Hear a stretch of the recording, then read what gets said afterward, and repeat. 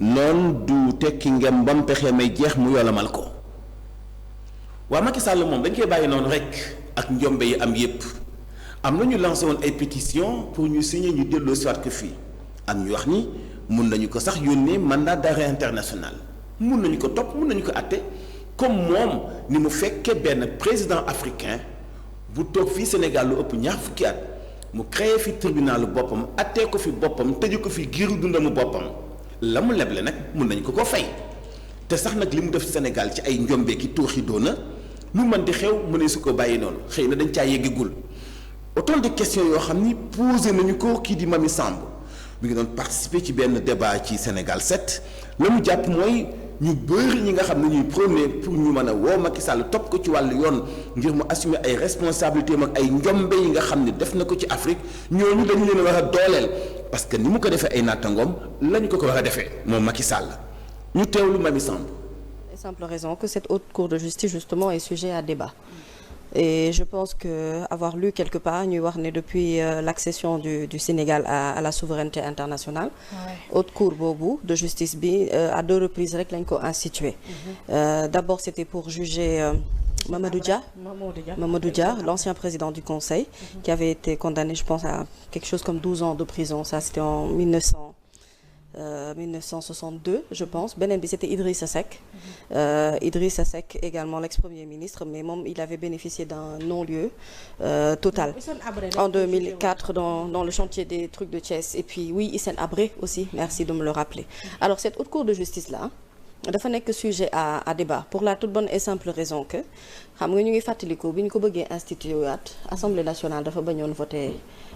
kii bi li nga xamante ne moom mooy loi bi permettre haute cour de justice mën a juger le président Sall ak quelques-uns de ses ministres. Et justement cette haute cour de justice là bi ñu voté wul dafay protéger le président Sall, c'est-à-dire que techniquement d'après ni ma déggee ñenn ñi di wax certains observateurs et surtout Pape Sané que je cite de Walf ont mené ce débat ce matin et il était en train d'expliquer que haute cour de justice mënuñu fa àtte le président Sall. léeg-léeg la ñu mën a def mooy xëy na peut-être ñu traduire ko ci chambre africaine yi nga xam ne daañu ko mën a àtte mais vraiment bu dee ci circuit haute cour bi boofu moom ça va être compliqué de le juger de ce côté-là. Oui, loolu aussi c'est une possibilité. Mais je parle de la situation actuelle là où nous parlons nga xamante ne dina difficile vraiment pour que président Sall ñu mën ko àtte. léegi nag xam nga problème bi mooy ñi sentiment bi ñu am ci président Sall mooy ne c'est le sentiment d'un président qui a trahi un peuple. C'est le sentiment d'un président boo xamante ne ni c'est quelqu'un boo xamante ne c'est-à-dire mënuñu aujourd'hui vu li nga xamante ne moom la ñuy gis ci situation réew mi comme tu l'as dit Oulay chaque jour que Dieu fait ñuy tomber ci ay scandales yu bees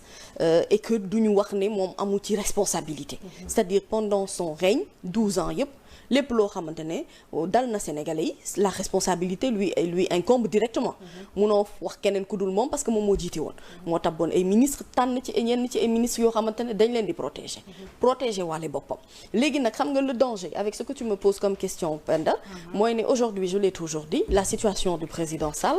à la limite man jàpp ma ni sax c'est à notre avantage maanaam fi mu nekkee di liggéey 4P pour quelqu'un bi nga xamante ne il détient pratiquement tous les secrets de l'État muy dem di liggéey ak koo xamante ne nii dëgg-dëgg France boobee néewuñu on a envie de rompre les liens mais vraiment am nañu envie renégocier waat lu bëri ak xoolaat bu baax sunu taxawaay ak ñoom surtout que depuis 60 ans ben voilà un pays qui nous accompagne et puis am na fu mu ñu téye également économiquement parlant et sur beaucoup de plans donc vraiment tey jii situation boobu mu nekk man gëwuma ne c'est favorable à l'État du Sénégal. Je pense qu'Aminata Touré même l'a brossé lors de sa conférence de presse mais ça tu vas y venir donc l'Afrique l'Afrique et tout ce qui s'ensuit c'est-à-dire que moo tax ma ne jàpp na ni sax koppar yi nga xamante ne dañ ko koy jox en tant qu'ancien président pour di ko entretenir dañ ko war a dakkal wa illaa mu def benn choix bàyyi li nga xamante ni moom moo di 4 pays ko nekk simple ancien président mais je suis très d'accord avec Sénégal. elle je suis très d'accord avec elle parce que son raisonnement tient la route xam nga koo xamante ne dëgg-dëgg yow Penda ni mu xamee réew mi ak li mu téyee ci réew mi ak ni mu yoree réew mi pendant des années 12 ans ce n'est pas 12 jours ce n'est pas 12 mois nga koy diriger donc pour quelqu'un également boo xamante ne dañuy wax ne c'est un féru de renseignement kooku li mu xam ci réew mi à la limite danger la sax ñu koy permettre muy am yenn opportunité ci réew mi te bu ñu fàttali la Cour pénale internationale oui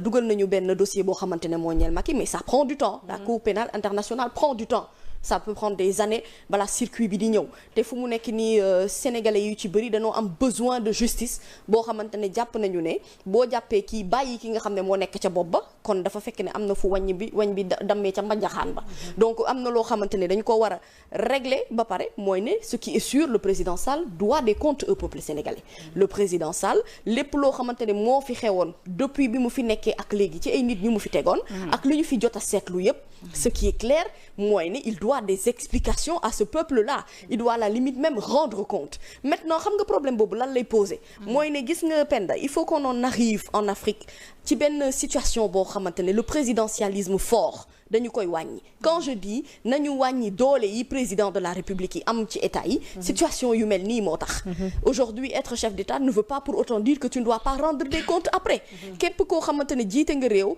et que après am na lu bëri loo xamante ne yoon daf la cee soxla pour que nga war a mën a apporter des éclaircissements ils doivent être également au service de cette justice là te enfrein bu njëkk bi mooy barrière bu njëkk bi mooy le fait que kenn ku ci nekk ci ñoom boo jiitoo boo faloo ba folleeku li ngay njëkk def mooy génn réew mi pourquoi duñu toog ci réew mi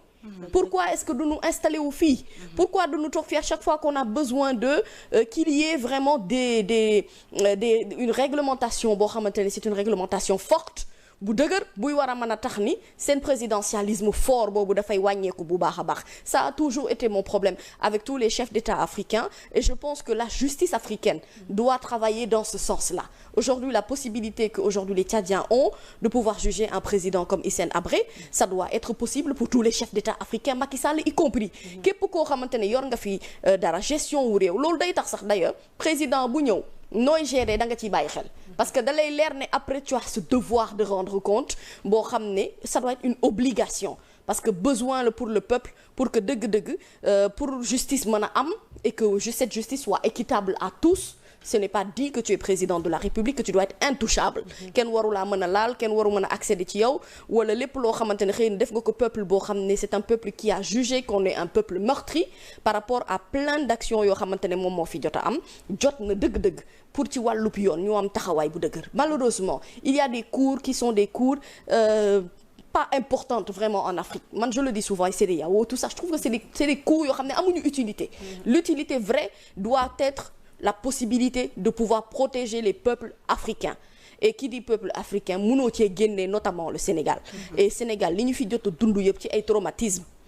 on ne cesse de le répéter tous les jours sur des plateaux de télé parce que le constat est le même partout mooy ne lu bari loo xamante ne dañuy xëy di ko découvrir ci réew mi c'est tellement scandaleux que yow tu te dis comment nit ki la mën a xëy di faire sa vie tranquille pendant que le peuple souffre encore parce que danger bi mooy bu doon boo nekkee ci nguur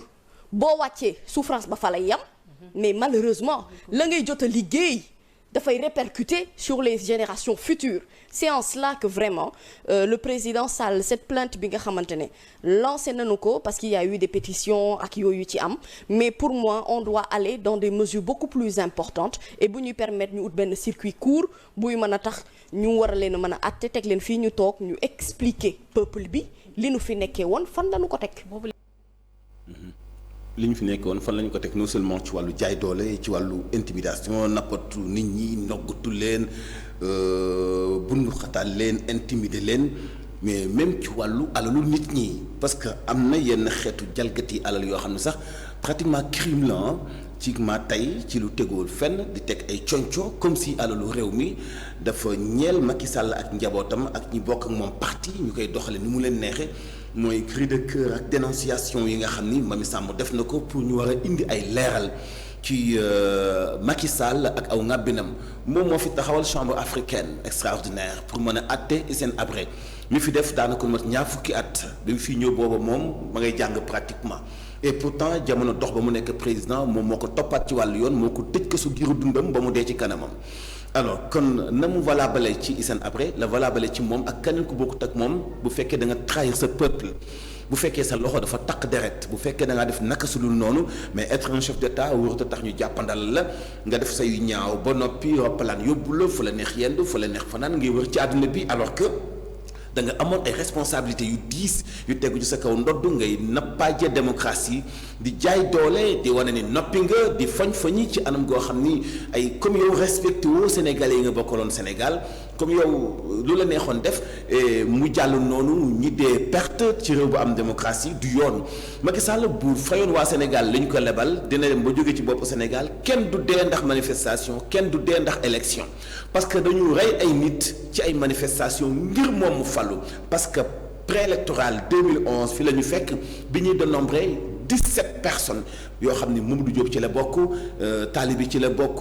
ku faatu Saint-Louis ci la bokk ku faatu Louga ci la bokk ku faatu Kër Mbaye Fall ci la bokk ñëpp doon ay ndaw yu am détermination pour ñu jële fi Abdoulaye Wade nekk te yow moom ci nguuram non seulement dina bari ay ndaw yu dee yu jige téeméer mais daañu dem sax ba ci moom ci ay caprice am mu dàq dati élection ndaw yi di def manifestation ñu rey ci ñaar non seulement ñaar beneen ndaw bu wane ni Pastef la sol mbaxanaam jógee banlieue ñëw Colobane di jënd ay marchandises moo duggee duñ ko fàtte mukk ñu doo ko bal mu dee parce que rek dafa doon affiché ni Pastef la bokk te manifestation yëkkatiwu ko li ko yëkkatiwoo mooy jënd si marchandise te du dara lu dul caprice Macky Sall mi am yéene dàq élection yi doog Macky Sall ak li mu def ci Sénégal